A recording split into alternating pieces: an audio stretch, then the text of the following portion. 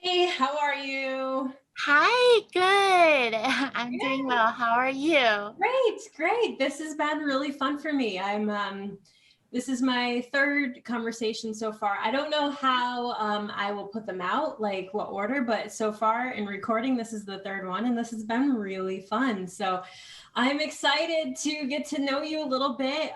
What I'm doing here is just talking to people and getting their take on spirituality and like what in their regular daily life has led them to spiritual moments so that hopefully we can help other people who are going through their own awakening of some sort. Uh-huh.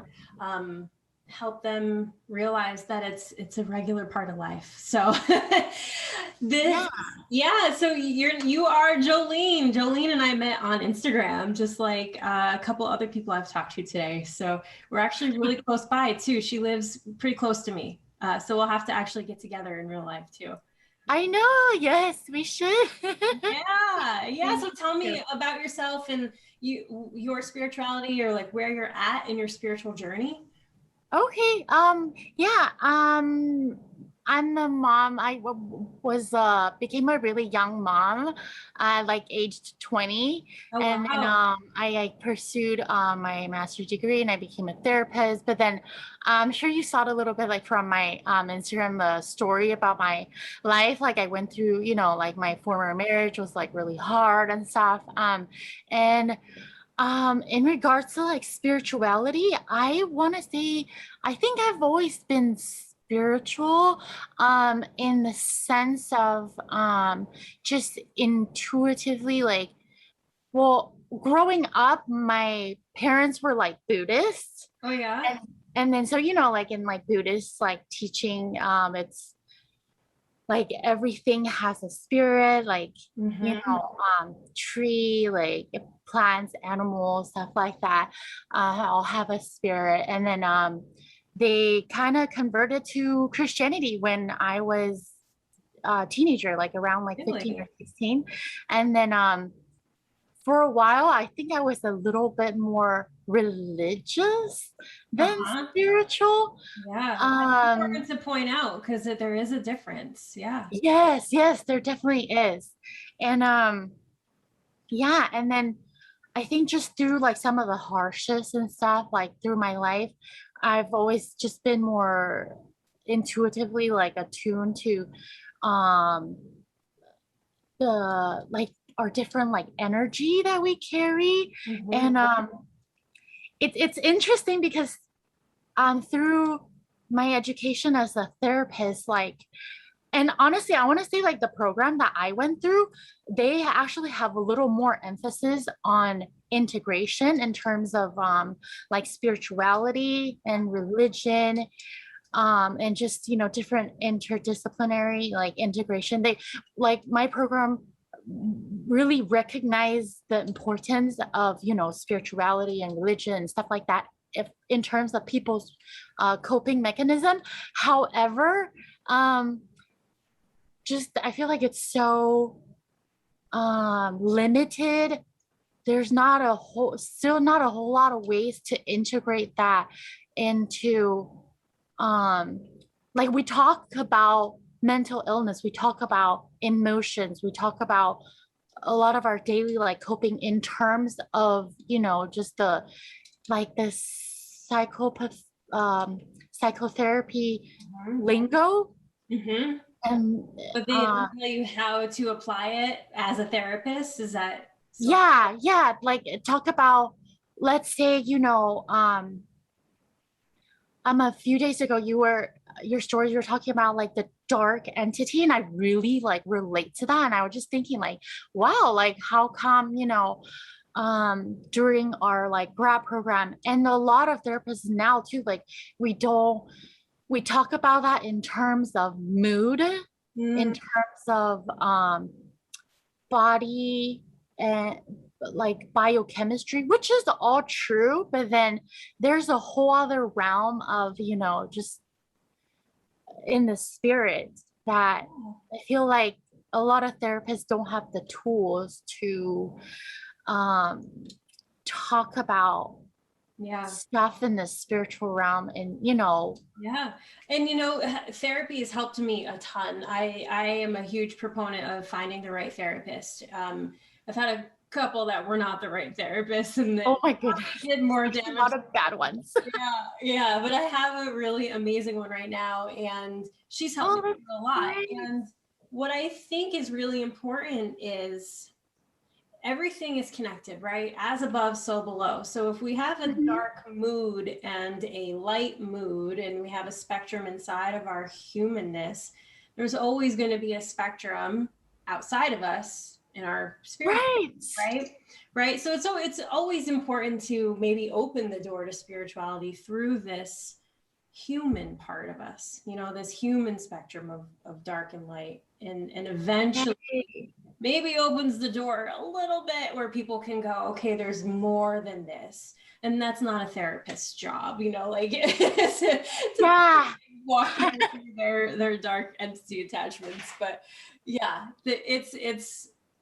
it's a really interesting and helpful, I think, thing Yes.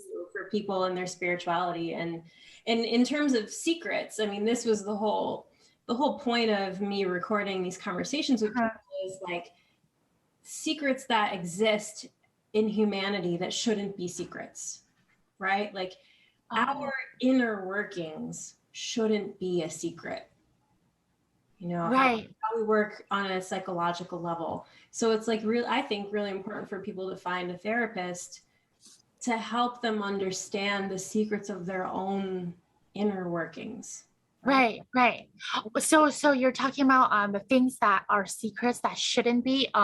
Is it in terms of do you um like it shouldn't be a secret to ourselves, or it shouldn't be a secret like to those close to us? I think I don't mean personal secrets, but I mean like of society. Society has these secrets, Oh, you know. can you expand on that a little bit? I'm very Oh interested. yeah, sure.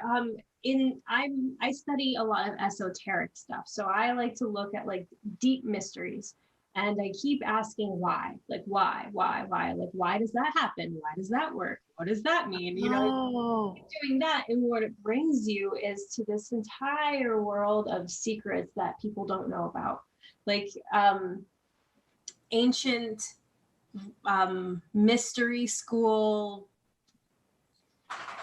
Oh, what do I want to say? It's like just one example, I like it's you. the world. The whole world is based off of these secrets, but we just live in the world. We don't know why it works. Yes, yes. You mentioned the word ancient, and I'm just the thing that popped in my head is like Mayan. Oh, not my. What is it called? Like Peru, Machu Picchu.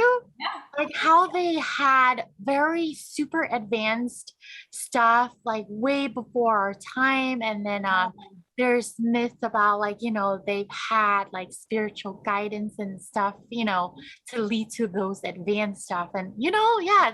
that's one of the ancient secrets that are just forever like, wow, how did they know? Right, right. And I think the way to get to that place is to first know yourself, because Yeah. there's this ancient mystery school tenet that says, know thyself and you shall know the universe. So when you Wait, read can you repeat that second part? know thyself and then you shall know the universe, Oh, uh-huh. you understand your inner workings, you Yes. understand all the workings, you understand how it all works. And it's the doorway into really understanding the deeper secrets of humanity. Like, how did we get here? How come Egypt has all of these pyramids that we don't know how they built them? Like, why? Right? Yeah. And the same with Machu Picchu. How did that happen? And I think without inquiring about your inner life, it'll be harder to understand these bigger secrets, which is Yes. why I think your profession is very important to society, because we need to know what's happening inside of us Right. before we do anything else. Yeah. Yeah. Like when we don't do the inner work, then it's like we kind of we try to project everything from like a rational level, and then we're just missing a huge piece Yeah. I always like to say, like, we have a right brain and a left brain, right? Yes. Our entire society has been basically, in my opinion, lied to that the left brain is the only way to live. So you should Yes. only be logical, only be rational, only be pushy, never receptive, never quiet, never reflective, never creative, never gentle, any of these more feminine aspects. Because Yes. yeah, to get deeper into like the secrets, the sacred secrets, the when society erased the goddess and created just a male god, it erased as above, so below. So it started to erase the femininity inside of everybody. Yes. Yeah, so that is the whole right brain, the creative, the receptive, all of the stuff that doesn't make sense, right? You're not doing it to make sense. You're living your life as a society now. We're living our lives based off of, does this make logical sense? Is this a rational thought? While that's Right. very helpful, we're forgetting half of us that's been around, Yes. you know?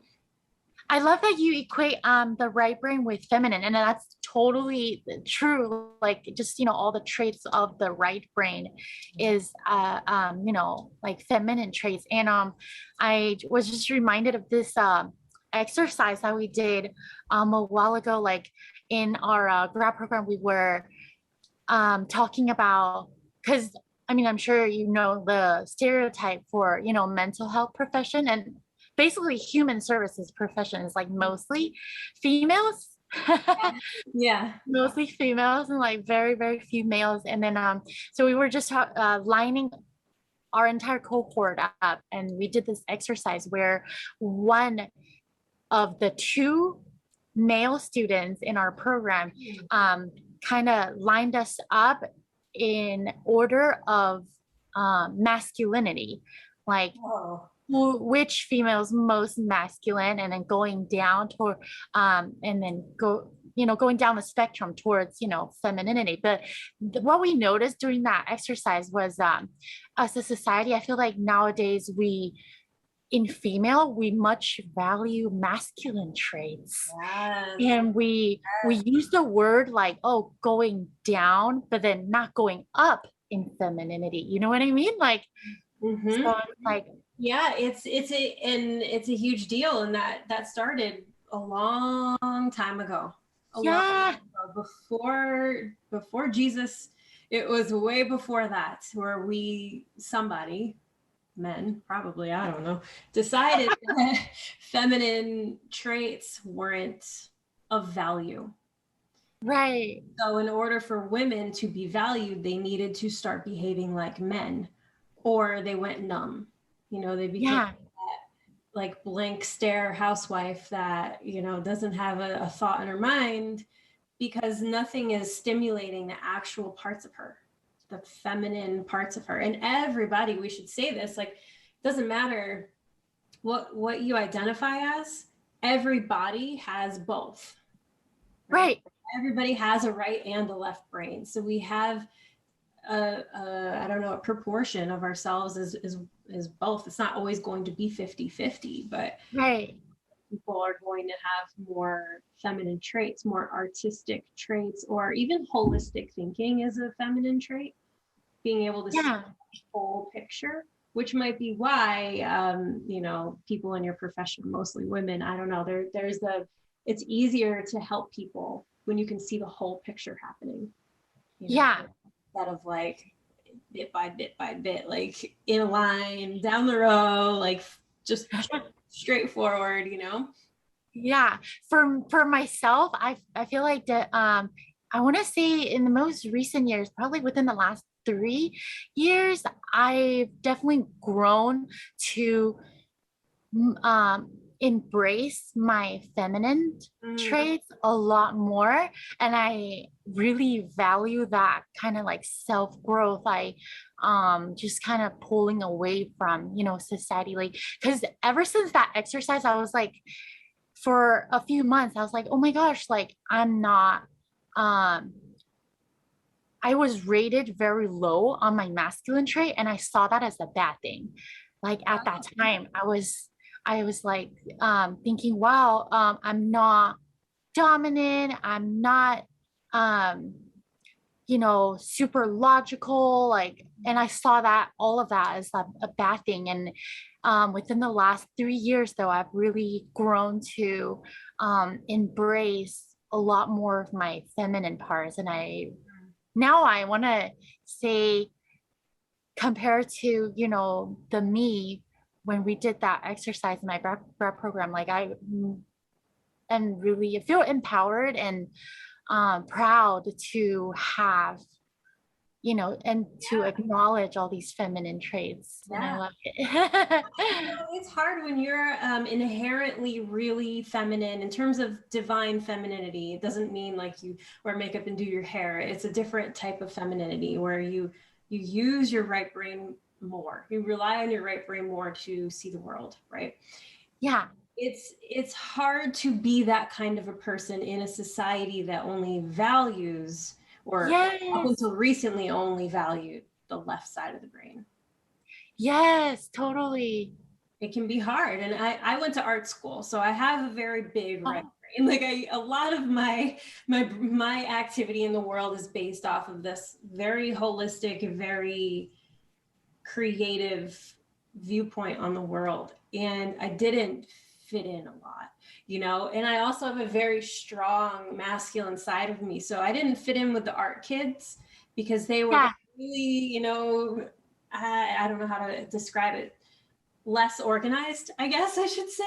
And I didn't fit in with the other kids either because they were very logical and very rational and very sequential in their doing of things.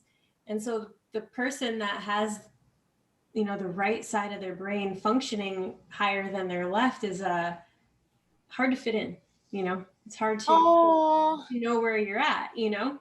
Yeah. But this is what our society needs more of, is like people who are balanced and who recognize the importance of both. Yeah. And especially, I think, you know, the pendulum's got to swing a little bit back toward the right brain first to say like, hey, your creativity is really valued here, and your receptive and relaxing abilities are valued here, and like not having to push all the time. And everybody starts to realize that like relaxing is a part of life, and reflecting is a part of life. Then they'll swing back to the middle and go, okay, I've got both. I can do this. Yeah. And I think the masculine feminine dichotomy is one of the biggest secrets that we have, and it's been a bit hijacked, you know, from what do you think about like a lot of the liberals, especially on social media right now, talk about this idea of toxic masculinity?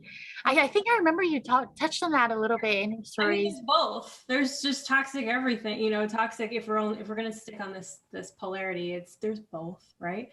And a lot of women hold toxic masculinity because they're trying to be something that's not natural for them, but they're not also able to see what's authentic to them, right? There's more uncovering to be done to know what their looks like, so that they're aligned with their soul, right?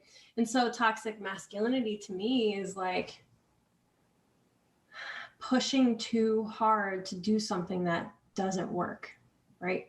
Like for example, I've had other businesses before, and I've only been in my like toxic masculine, and I've been like, nope, I'm going to do this. I'm going to stick to this. I'm going to keep going, beat this to death until it works. And there was no soft part of it. There was no like, let's just go with the flow. Let's see where this brings me. Let's have faith that this guides me in a different direction. I had such a stranglehold on it. And so it never worked. It never worked because And so a healthy version of that would have been, I have this idea, I have this strategy I want to do. I'm going to go step one into the strategy. And if that strategy doesn't work, I have to be flexible enough to go a different direction. To me, a toxic masculinity is a bully. Is a what? A bully. Uh-huh. Yes. If I had to lump it into like one word, I would say somebody who bullied somebody else is has toxic masculinity. Yeah, and it could also be within ourselves too, like that very harsh, like inner critic that's Yes. always not allowing us time to rest and just wants to be productive all day. Like that's the bully within ourselves. Yeah, Like, which is all based off of shame, you know? Like if we were more yeah, resilient to shame, we would do more things that were in line with our soul versus what we think we should be doing, because right. somebody might call me a name about it, or somebody might look at me weird, or somebody might, I don't know, not like me anymore, right? Yes. Oh my gosh, social disapproval. Yeah, which is what we're seeing a lot of right now, is that, you know, I have to Yes. do everybody The else. virtue signaling, the Mhm. performative stuff. Safe. It's not safe to not be that, because society will rip you a new one if you decide not to agree. Right. Which Right. the whole part of resilience is like, you still have to be true to yourself, no matter who is going to call you a name or disapprove of you, you know? Yeah. Which is So why in also we shouldn't be talking about all of our private things in public, because like it's nobody's business, you know? yeah. Anyway, what were you gonna say? Oh, I was gonna ask a few days ago, you touched on like the topic of acceptance. Mm-hmm. Um and think that's a very interesting point, like in contrast with the cancel culture we Mm. have going on right now. I had a moment. I was eating dinner. It was with my fiance. We were eating dinner, and I was like, this thought popped in about woke culture, and how if you really want to be awakened, Yeah. you know that acceptance is the ultimate. When you can accept other people for who they are without it meaning anything to you, you know, like you just Yeah. them. You accept yourself. You've accepted all the things you've ever done, as no matter what, if they're good or bad, you did them, you accept it, right?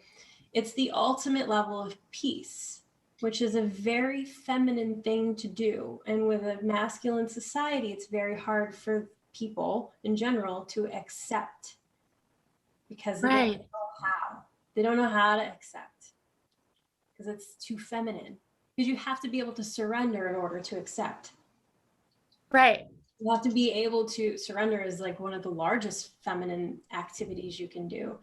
And surrender means like you are not in control at all, right? Yeah. At all. Like you're surrendering. You can't be in control. And control, letting go of that control, that's a masculine, toxic masculine trait, right?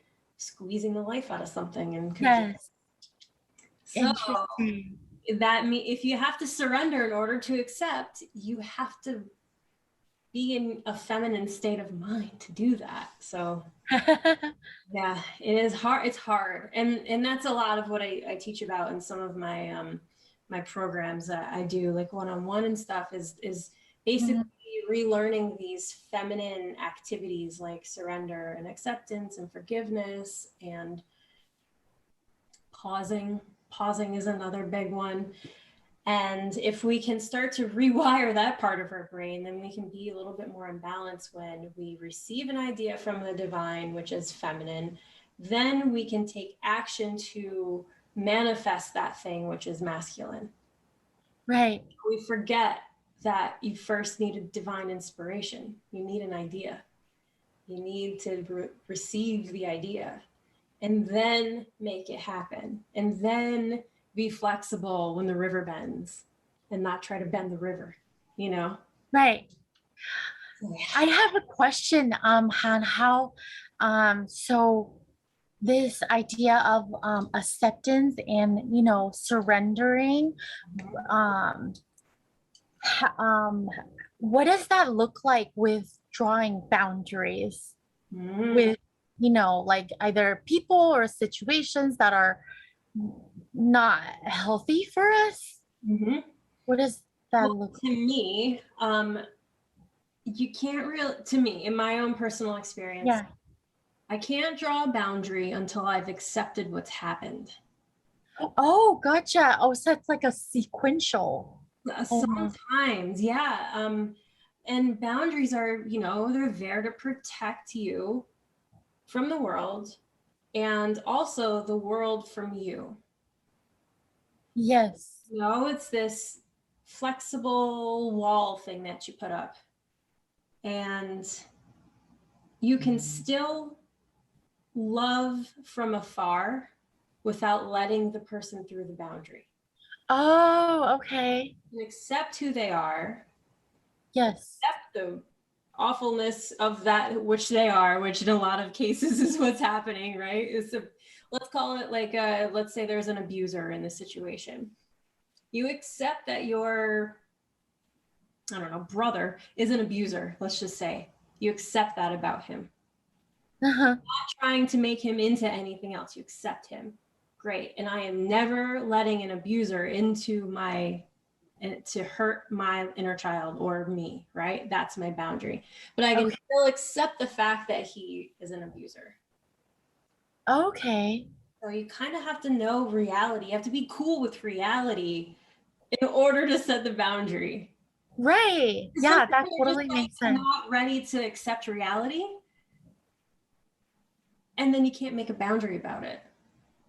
Yes. You know? Wow. Yeah, that makes so much sense because when, yeah, when people don't accept reality, they try to change the person, and then boundaries became really like that's when they're actually allowing harm to come in too Mhm. without that acceptance. Wow. Yeah, and self-acceptance is a huge part of that as well, because if you don't accept yourself, you can't love yourself.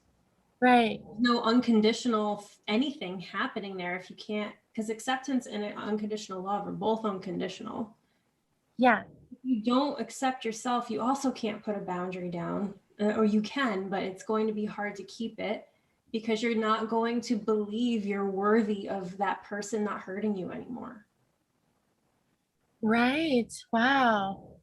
There's like That's wonderful. all Yeah. like interconnected, you know? It's like Yeah. web of like knowing how you work, how a Yes. human works on the inside, how their minds work, and then you can start to like make your life work.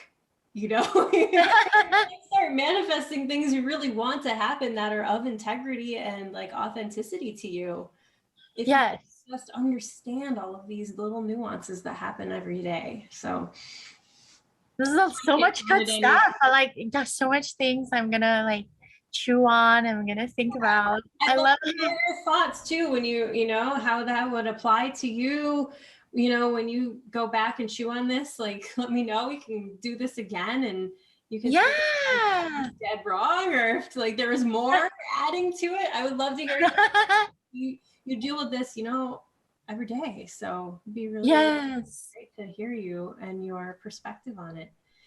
So thank you so much. I will gladly do this again when I maybe the next time I do this, like a season 2 or something. Sure. Yes, I love it. Thank you for hosting all of this. This is so much fun. And Yeah, no, I love it. I love it so much. I love talking and seeing your face. It's so amazing to know people. So you I too. really thank you for participating. This has been, I can't do it without people like you. So thank you so much. Of course. All right, I'll talk to you on Instagram. Okay, see you. Talk to you later. Bye.